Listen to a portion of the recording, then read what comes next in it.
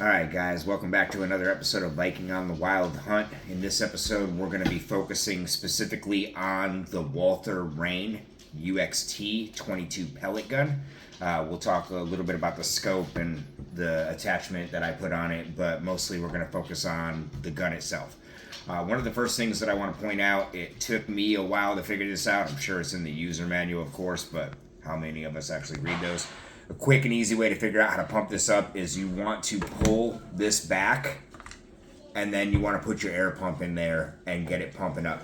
If this thing is not back, it'll just sit there and leak out. So make sure that you cock your hand, you cock this back so that way it starts filling up for you.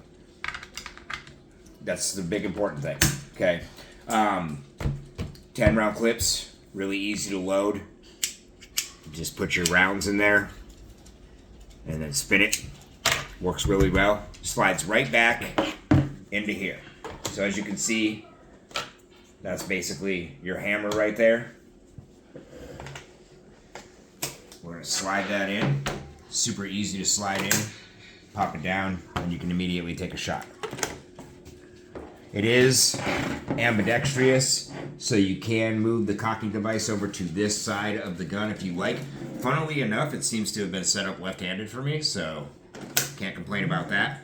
You got your safety down here.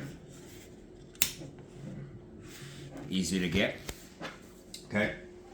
It is a PCP gun, so it is powered by air, but it is a pump-up PCP. It does not take CO2 cartridges. And then your gauge is going to be right here. You really don't want to fill it up any further than 200 PSI because at that point it starts reading red on the scale. Now, I did do some tests after I fine-tuned the scope.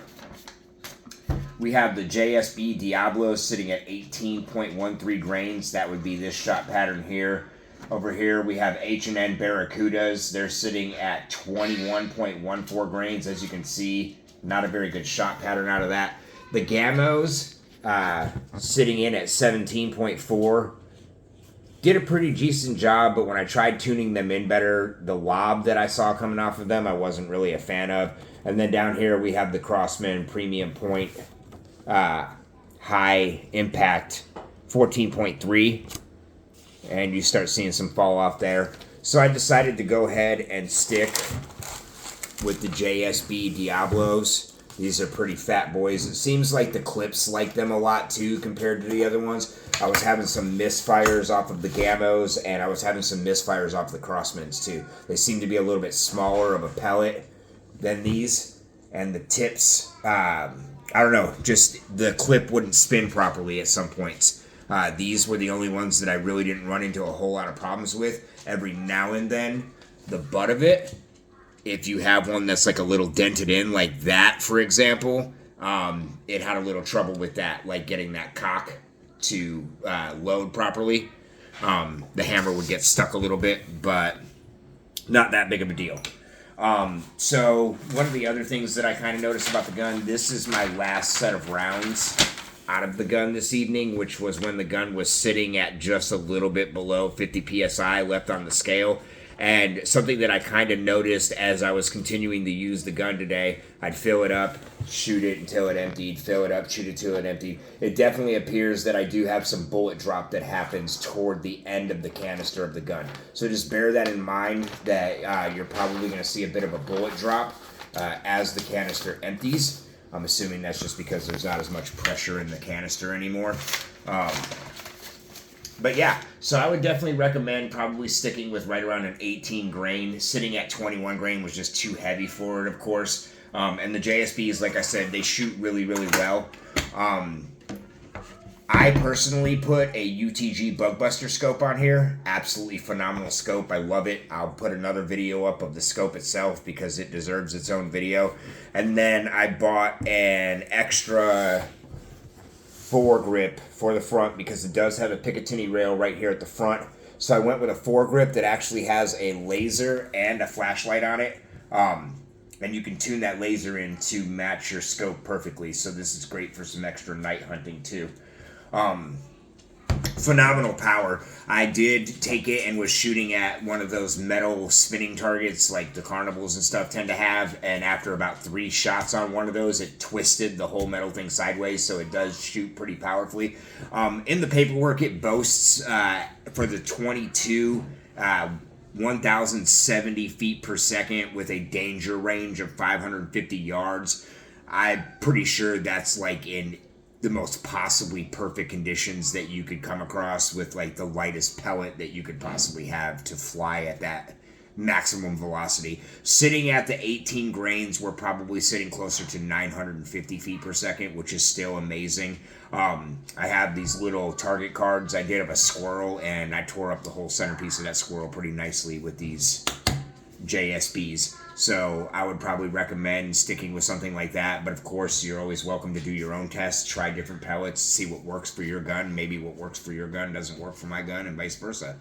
But if you're looking for a nice pellet gun that's going to consistently shoot more accurately than not, the Walther is definitely the way to go. I have the Walther PDP as well, a sidearm, and I absolutely love it too. But this thing is just built beautifully, and I bought 2 other ones. I bought a Gammo, which I wasn't really impressed with, and then I also bought a Ruger, which again wasn't really impressed with. Both of those were break barrels, of course, but I just wasn't seeming to get really good shot patterns out of them, to be perfectly honest. And then I switched to this, and every shot I've taken has made me happy. It puts a smile on my face because they go down, they go where I want them to go, and it doesn't make me feel like I suck at shooting, because I don't. So, yeah, catch the video on the UTG Bug Buster, because this is an amazing scope, and it's really compact if you think about it in comparison to a lot of other scopes. So again, Walther, Rain, UXT, beautiful rifle. They do have a couple other versions. You can also get it in 25 as well, which is a little bit slower but has a bigger pellet. The only other thing I wanted to do is give you an idea of what it sounds like. It is empty. There are no bullets in the chamber. There is still a little bit of air in there. That's how loud it is. So, has a little bit of noise to it, but really, in comparison to the break barrel, it's not much louder than the break barrel. So, you want a great air rifle to do your squirrel hunting, your rabbit hunting, possibly even raccoon hunting. This would definitely be the gun that you want to go with. So check it out, guys.